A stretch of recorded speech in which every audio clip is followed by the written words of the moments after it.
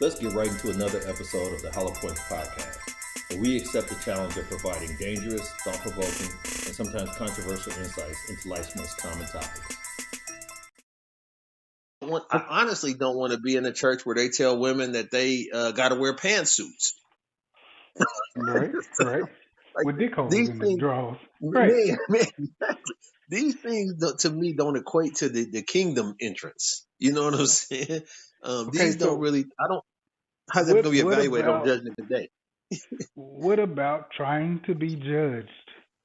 Trying to influence the judge and be judged on past receipts. Like saying, hey, I'm not lazy. Look, I used to work hard back in high school and you 40 years old. Man, it is the blessing of reputation. We talked about reputation and we talked about character. And sometimes when you develop a reputation, it persists even after you're gone. But one thing that we've said over and over again in this particular podcast is judging things for the information you have at your disposal at that time.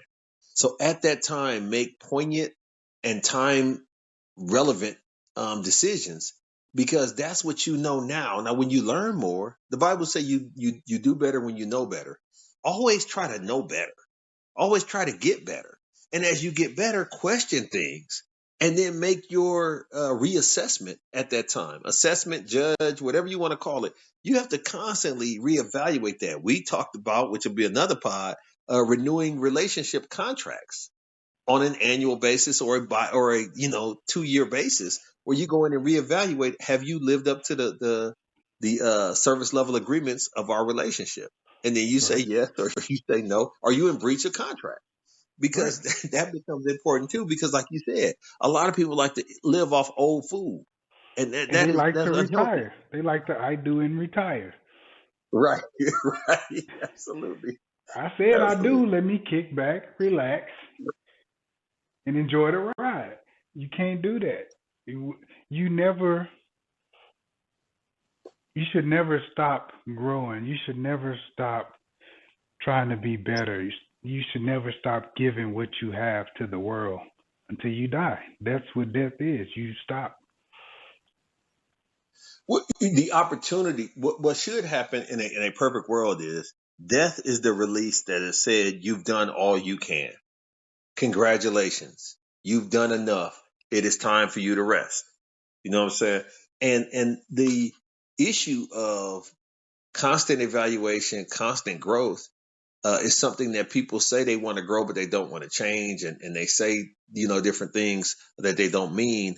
But this understanding of a relationship and the fact that we need to go back and revisit where we are and we need to evaluate, have we progressed at the rate in which we were supposed to? Is anybody being cheated? Is anybody being outpaced? Should I be changing this or changing that? I think that the judging part comes where you feel like you aren't doing what you should, because I guarantee you everybody who's doing all that they can have no problem being judged. Everybody if you with a woman and all of a sudden you say, I need you to go dunk this basketball on a regulation rim, you wrong for that. You judging her for not being able to dunk a damn basketball and she got to be okay with that. Like if she said, because honestly, if she can tell herself he broke up with me because I couldn't dunk a basketball, but I never could dunk a basketball, that was bigger than me. It wasn't about that. He just was coming up with something. And a lot of relationships end up in those type of situations where it. My mom used to always tell me, you don't know what kind of day somebody done had. You don't know what they going through. So kind of mind your P's and Q's and peep the scene. But you made a very good point in the fact that bringing up old stuff is going to keep you in the past, and you can't stay there and grow. It's oxymoronic. If we're going to grow, we have to move on. And as we move on, we have to look at the road. As we go down this journey of life, we have to keep our eyes on the road because new hazards approach and curves and all these different things are approaching. So if I'm always in the rearview mirror, this is why the windshield in the front is bigger than the window in the back. You know what I'm saying? You looking at that little window in the back, and some trucks don't even. I was telling my daughter I used to drive FedEx trucks, so I don't ever look out of my rear view because obviously in a truck there is no rear view mirror. You got to use your side mirrors. So I never look out that little window in the back. But the reason why it's built smaller in almost every vehicle is because you got to be more concerned with what's ahead of you than what was behind you. Right, right. I mean, if somebody's behind you, I mean, you could peace out, and wave to them, but you left them behind for a reason. That's where they belong. Absolutely. Absolutely. Somebody else will pick them up. It's all right. It's fine. Don't be so consumed with how much you care for them and think God don't care for them and nobody's going to Right. pick them up. Just keep going for what is in your path and what God has for you. Somebody will pick them up and teach them what they need, but they wasn't ready for your level of maturity, your level of your speed, your effort. And man, that's a whole nother podcast too. Absolutely. But once again, I think when you start using the word judge, people feel like you have positioned yourself in a level of authority to feel qualified to judge them. But if you say somebody's opinion or somebody's perspective, all likes and thumbs up and all that shit is somebody's opinion. It's somebody's judging. Like we have a industry or an infrastructure of communication, whether it be Twitter or Instagram or Facebook or YouTube or all these other mechanisms of social media, is a judging platform. It is the greatest avenue for judging that people have accepted. Right. They've Right. accepted these things. But keep in mind, I don't know which one of them you can do the thumbs down on. I think you do the thumbs down on YouTube, but a lot of them don't allow for negative judgments. So all you have are Right. it's a false narrative. It's a false positive. You know what I'm saying? Right, yeah. But we need So to judge everything, especially if you're in a relationship. You need to be each other's judge, each other's accountability partner. Don't mhm, misjudge each other.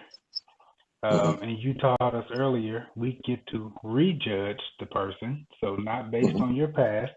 We need to see how you're doing currently, and we need to mhm. use righteous judgment. Is it anything else you needed to? Absolutely. I think that, well, here's the situation. I think that you want to judge through the mechanism of communication because even a genius asks Right, questions. I'm right, smart right, as hell, but I don't know everything. I believe I can see things and I understand things, but there's always things that are beyond my comprehension. The greatest flaw with humanity is limited comprehension.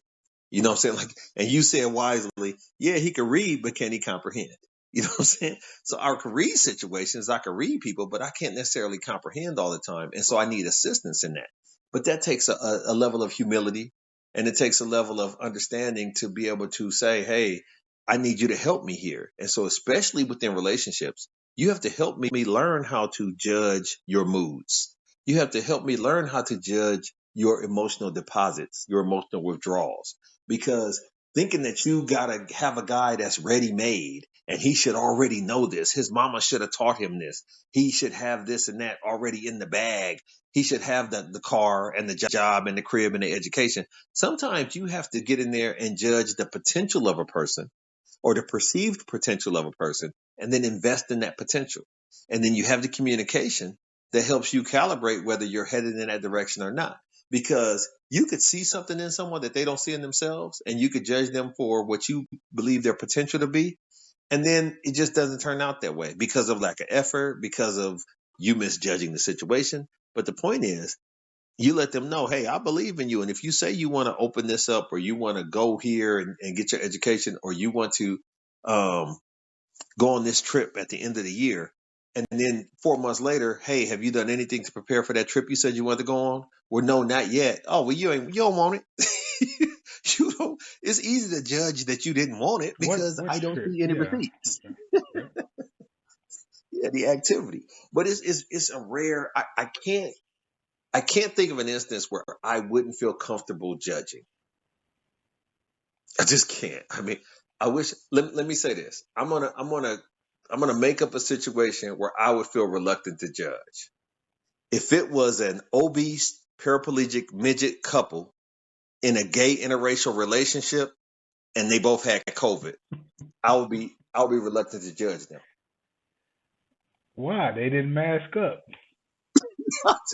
but they cripple, they in a gay interracial relationship, they midgets and they fat. Like it's at some point in time you just piling on. And I do feel like that's a sin. They could have still ordered Amazon delivery groceries, and so they ain't have to go out and catch COVID. It's so many things for me to judge there, but at a point it's like for what? If I just picked out one of the things, I could judge it. But when it's overwhelming like that, I'm like it's a cascading event of confusion that I'm out. At that point, I am not going to pass any judgment because I'm short circuited. I'm Johnny Five at that point, right? I'm short circuited for my ability to Don't judge. nobody know who Johnny Five is if they're not over 40, man. Come on. They might not even know this. That's obscure. I'm gonna start doing that. I'm gonna start bringing obscure references into the pods. But yeah, man, that's Johnny the thing. Five But I was think alive, though. right here. But here's the issue. The problem that you run into is we've been taught or we've been made to understand that in order to sustain the peace, you cannot openly judge anyone. And in order to stay in consistent peace, you have to, when asked for your opinion, you have to give the opinion to which you believe that person wants to hear. And Right. it's a slippery slope when you act like that, because then you end up creating a complete false perspective of who you are in a relationship, what you believe in, what you like and dislike, and what you're willing to accept. So Right. it's unfair. It's unfair to give somebody a false impression of how things should go within a relationship because I just think it's not a good thing. We just had a conversation the other day because I came up with this rule in my 20s where I had aged out of sleeping with women with old women names. So It don't matter, I man. It depends on if she got a big booty or not. I judged the naming convention. You I so did shallow, not find man. it to be You so romantic. shallow. Man, you could call it what you want, but if you of a certain age in my age group, Gen Z, Gen G maybe. But if you're in this age group and your name is Gladys, I can't fuck with you. I just can't. I can't even. And some of that it used to be a situation where I couldn't in comfort tell my boys that I met this chick. She's so fine, and her name is Eunice. Like I just you know what I'm saying? You worried I about just the couldn't wrong feel thing. Why good you trying about to impress them? it. It was something where I couldn't get past it. It was an emotional block. It was a situation where, I got a situation with biracial women where I just can't get past giving them too much credit when they got these options of being one thing or the other. Like You shouldn't. Yeah, you shouldn't grade them on the curve. I agree with that, but don't punish them. I couldn't do it. I couldn't do it. I could never date a woman whose birthday was on the same day as mine. Why? Because then I don't know if the gifts that I'm receiving are just because she feels compelled to do something to make sure she gets the right gifts. The worst thing that can happen in a relationship where you and her have the same birthday is you outdo her. Oh, that's a trust issue.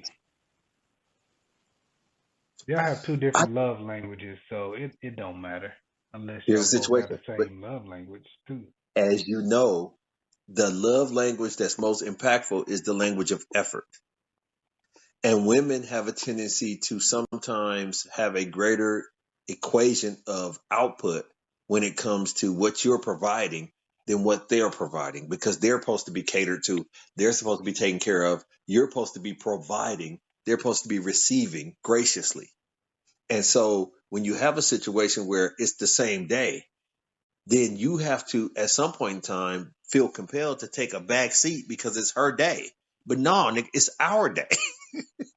And it's our day. Now, if you want to have a day party and I have a night party, but I don't want a joint birthday party. I don't want that. And I No, don't care how long this. you're right. You're right. I hate to say it, but you're right. So that becomes, and so those type of calculations. See, I'm a strategic person. I'm walking on skulls 'cause I'm 2 steps ahead. And so if you say it's a couple things. If your birthday is the same day as mine, if your name is the same name as my mama's name, that's a sign. If your name is the same name as my ex-girlfriend's name, that's a sign.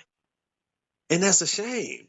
It's a shame because then I could only have one Tiffany. You know what I'm saying? Because then it seems like to my people, or even to me, why am I attracting all these Tiffany's? Why have I You had can 3 only girlfriends date named one Tiffany? Tiffany. Huh? Yeah. I feel as if I have, let me ask you this. Do you feel a right to judge me or ask probing questions if I tell you I've dated 4 women named Tiffany? Definitely. Thank you. Thank you. It opens the door for judgment. You don't care about their color. You don't care about how old I was when I dated the first one. You just find it to be conspicuous that I have got it to the 4th Tiffany. What happened when you met her and she was bad as hell and you said, "What is your name?" and she said Tiffany, why did you stay? Why did you go in? You failed 3 times with Tiffany's. Nah. I would allow it, but I need to know more. See, no, man. No. So okay, wait a second. At what number of Tiffany's would you feel like you had the authorization to judge me doing this? Oh, 2. Yeah. Okay. Let me tell you a very funny story, and you're gonna love this. You are on your 3rd Camaro. I absolutely judged this one. I especially judged this one when the cement truck hit it. I Why? was because God is trying to tell you Camaros don't mean you no good. You can't keep a Camaro. Or is it showing my relentlessness in keeping a Camaro? Man, your commitment to the commitment was admirable, but I was judging the hell out of you. We laughed about it. It was like, so what has to happen? What has to happen for him to realize these Camaros don't mean him no good? I had He this gonna go down with last the ship. Camaro 2 weeks before that cement truck hit me. What? It wasn't long. It don't take a whole day to recognize sunshine. Listen, you, it was almost an immediate sign from above that this ain't supposed to be what you doing. You getting in your own way. I looked at other cars. I looked at Challengers, no convertibles. I looked at BMWs. That was my next thing because it's my next favorite car. But guess what? The one that I wanted was totally different from the one that was coming out with the new grill. I can't get the old grill now. Did I see a new grill coming out? Come on. I understand this, and I have a type. And it just so happened when I saw the woman that was my type, and I approached her, and we got to having some good conversation. I said, "What's your name?" And she said, "My name is Tiffany." I had to cringe because you the third, like you said, you gonna give me 2, and 2 is a coincidence, and it's funny and it's cute and all of that. 3 is a pattern. 4, 4 is a compulsion. 5, there is no excuse. You can't have 5. You can't. I don't give a damn if your first girlfriend in the 6th grade was named Tiffany. If you've gotten to your 5th Tiffany, walk away. You got to believe in signs, man. You got to. You got to believe in signs. What if the other Tiffany's died? It, It don't matter. you killing Tiffany's. Like at some point in time, you got to take some type of responsibility in this situation. I don't know why you can't see. Stevie Wonder can see this. Jamming on the one. You know what I'm saying? But Jamming on the one. He can see this. who said death is bad? You helping them transition to the next phase in the universe. No, man. No. I Yeah, can't do it. yeah, you helping the Tiffany's. Yeah. I can't do it. I can't do it. I think that at some point in time, these things mean something, and you got to prejudice the situation. Like I said, it ain't about her. And I'm gonna tell you this too. There was a woman. Her name is Sharon. Sharon lived in California. I was in my young 30s. One of my coworkers put me on with her. I was in the ATL. My coworker put me on with her. Me and her have a couple email conversations. the second email conversation that we had, she decided to dispense her life. And she had been divorced. She was living with her daughter. Her car had just broke down. She was working at a temp agency. And it was something else about it. Maybe her nail had broken, fingernail broken, something like that. But my next email was, you have a lot going on in your life, Sharon, and I don't know if I'm willing or able or excited to sign up for that. So I think you should focus on kind of getting yourself back together and have a good one. And the one thing that old girl came to me was like, Sharon told me about you emailing her basically saying, that she had a lot going on and this and that. And I think you was bogus for that. I think you could have been a good person for her. And my response was, why should I have to inherit that? What about me made you feel like I wanted to inherit this downtrodden ass situation this broad got going on? She funky grown and got all these things going on. Why would I walk into that knowingly? That's a That lot of I issues. have to judge Yeah. that. I have to judge that though. But she was like, you shouldn't judge her. And I said, no, it's not her fault. I absolutely agree. Bad things do happen to good people. And it's not her fault. But I shouldn't have to be in a situation where I'm picking up the pieces for something like this. I Well, don't got that hustle in me, man. okay, here I go with my bullshit. But who told you it wasn't her fault? I think it's absolutely her fault. All these bad things just keep happening. It's just a damn cloud following her. She's done Man, something. God damn it! You just ain't figured it out yet. she had that on her, man. But the one thing I did know, I ain't want no part of it.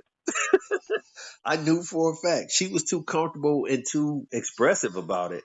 Like it was like a Tuesday for her. Like she was just having a regular conversation. Yeah, this done happened, that done happened, that done happened. That ain't how you attract somebody. That don't get me moist. You know what I'm saying? Yeah, that I was was bad. talking to this one girl, and she had beef with somebody, which is cool. She had beef hmm with another person. hmm We were talking for like 2 weeks. It's like the eighth person she had beef with. I'm like, hold on. At some point, it's you. When it's gonna be my turn at some point. Why you got so Man, many beefs going on at one time? man. Yeah, you gotta let Wendy go. Yeah, she had to go. Yeah, because she had all the beef. No, Arby's got the beef. Now Arby's got the meat. Arby's got the meat. Wendy's had Wendy's beef. got the beef. Wendy's had beef. Yeah, Yeah. yeah. Square Arby's business. got the meat. Square business. Square beef. Yeah. Yeah, so yeah, but I think that the one thing I realized, and it's a quote by Frederick Douglass where it says people might not get all they work for in this world, but they must certainly work for all they could get. You, sometimes when you get stuff like that, you've worked for it. Like you said, who said it wasn't her fault? I do believe she's worked for some of these things and it was appropriate to what she had put in because life is an input output game. And she just hadn't applied enough effort in her life to, and I don't know if she thought because she was cute, she was supposed to fill in the blanks here. Somebody's supposed to take care of her, or she would just find another guy to come in or whatever. And she hadn't really stocked her cupboard enough for the long winter that was coming. And you realize and I realized that once a woman get past that age of her cute being that currency, she's stuck. It's the concept of women who get child support for 18 years and they base their life off that child support. And then when that check dry out, they can't even pay rent. They can't even pay because everything was baked in with that they didn't equate for when this money stops.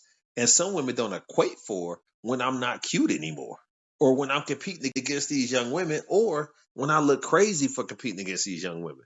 Nothing look worse than an old nigga at the club. You know what I'm saying? You know what I'm saying? You know, he at the club trying to give out this moderate to severe pimping. You know what I'm saying? Like the commercials. Right, right, And, right. and you got this chick that she's obviously 47, but she's dancing like she 24. You know what I'm saying? And Right. she's hanging around these young chicks and going, woohoo, and taking shots and all that. Hey, Grandma Dynamite, calm that down. Where are your children? Where are your grandkids right now? Why you out here cutting food? And I think that happens a lot, man. It happens a lot where people miss their time and they feel like they got to get it back. But time is the one thing you will lose and never find again. You got to take advantage of that new time. And like we talked about throughout this conversation, you have to assess things for right now, not for how they used to be, not for how you expect for them to be at some point. You got to do it right now. And that's the best point that you can have on judging is if you can judge in real time, then do it by all means. Don't judge on old things. I know people talk about PTSD and all that other stuff. You want to learn from your history and learn from your mistakes. That's the yellow flags dynamic we talked about before. But don't be afraid for people to judge you if they're willing to assist you. A lot of people judge recreationally just to be critics.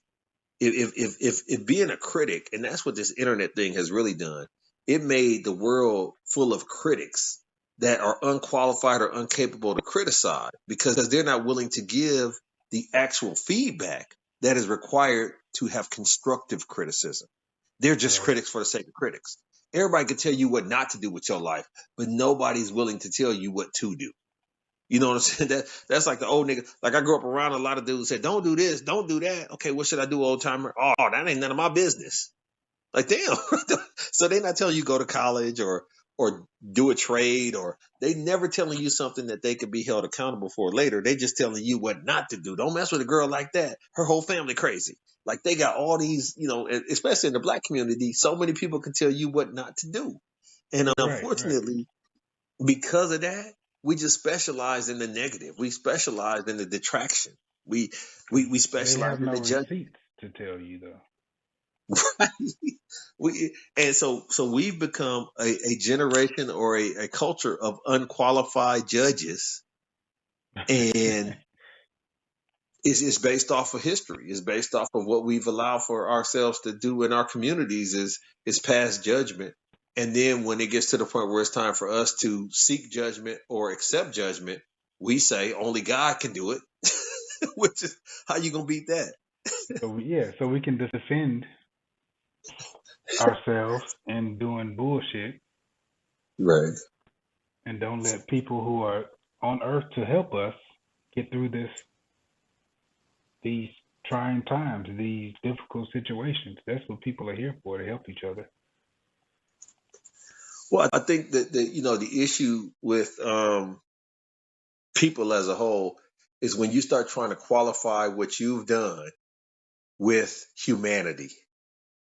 And the worst apology, you have a theory of apologies, and the theory is not only the apology, but the action, the after action item, or the reparations, as far as it relates to apologies, change behavior, and then restitution. Like that's your theory on apologies. But I do believe that I am always going to be upset with an apology that involves humanity. And what I mean by that is a statement like, everybody makes mistakes. Everybody. Like when you start bringing humanity into your apology, it takes something away because you're trying to absolve from your actions, your activity, and you're trying to blame it on the world. You're trying to blame it on society. Nobody's perfect. We all fall short. Like just say, I'm sorry because I did this, or I was wrong because I thought this. But when you say, well, I did this because nobody's perfect. What the? Right. Yeah, I Why don't are want to you? hear that. Why are you trying to drag humanity into this apology? Why are you trying to drag humanity into this excuse that you come up with? It's not a reason. It's an excuse. And I think that people are so. The one thing about a strong person is they're willing to be judged for their own actions, and they're willing to stand on it, good, bad, or indifferent, and they're willing to Hmm. grow in that situation. They're willing to grow from it. Right. And if you can be that person and you can dispense judgment and you can produce judgment and receive judgment, you're going to have a much better life as a whole. It's going to be hard when somebody be real with you, like you, the kind of friend that can be real, that can say, "Man, that was soft. that was. I wouldn't have done it that way. I wouldn't have said it that way." And you give me your opinion, and I accept it. And if it don't apply, let it fly. But I accept that judgment because I'm willing to be in the other chair when the time comes to give my perspective. Life is a culmination of moments, and you have different camera views. You have different perspectives on those moments, and the more you can see, the better off you are. I'll say this, and I'll end with this. We met years ago, and it was a dynamic where there was a mentoring circle. This is in a corporate environment. There's a mentoring circle, and me and you got cool enough to where I trusted your judgment and I respected your opinion. And you said, I'm in this mentoring circle. Would you like for me to get you into the circle? And my response immediately was, hell no. I want to get into a different circle. So you can climb this tree. I can climb a totally different tree and we can see the whole valley together. Like that's what relationships are. It's, I appreciate your efforts over here, but I can't draft off of what you got going on. Let me go build the same thing with the blueprint you provided me over here. And now we're trying to climb these trees as high as we can, as fast as we can. And then we're reporting back to each other everything we see. Now we're seeing the whole valley. That type of discernment is important in relationships. It's important in friendships. We motivate and push each other to higher heights because we're critical. We understand, when you attack this job this way, you should probably do this. When you set your resume up this way, when you have this conversation or you meet, you need to be more patient here. Who told you not to do that? Who told you to do that? Like, so we challenge. And I think the difference between a question and a challenge is the interpretation of the mind of the person that's receiving it. When you say something to me, I don't take it as a challenge. I take it as a question. But there's certain people, I just know how they get down. They think everything is a challenge. No, it's just a question. Even a genius asks questions. It's okay to ask questions. So that's my point, and that's why I feel like I can be judged, and I absolutely am going to judge unless you are a group of midgets in an interracial gay marriage where you both Judge are me with the paraplegic facts, and obese. unless Man, you're in the absolutely. same situation. Gotta have receipts, man. Gotta have receipts.